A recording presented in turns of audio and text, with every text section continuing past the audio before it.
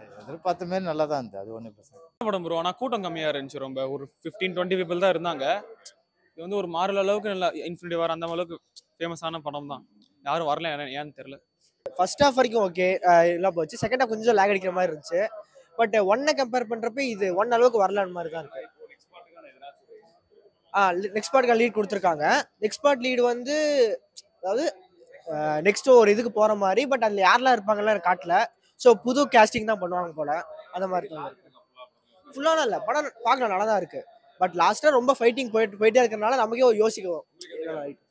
எனக்கு டிமோதியா தான் ஹீரோவே, அவரோட கேரக்டர் தான் பிடிக்கும். ஃபர்ஸ்ட் ஹாஃப் கண்டினியூஷன் தான் இதுவும். லீடு எல்லாருக்கும் லீடு ஈக்குவலாக கொடுத்தாங்க. விஷுவல்ஸும் நல்லா இருந்துச்சு.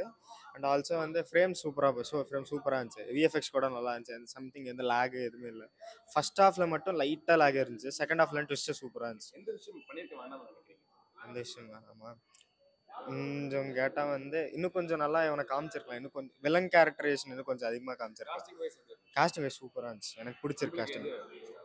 எனக்கு கேட்டால் ஜெண்டையா டிமோதி சொல்லி 2 பேரோட கேரக்டர் ஈக்குவலாக பண்ணாங்க. ஈக்குவலாக இருந்துச்சு அவங்களுக்கு கரெக்டாக. இன்னும் பார்ட் 3க்காக எதுவுமே இல்லை. பட் ஆனால் பாருங்க ஒரு லீடு இருக்கும்.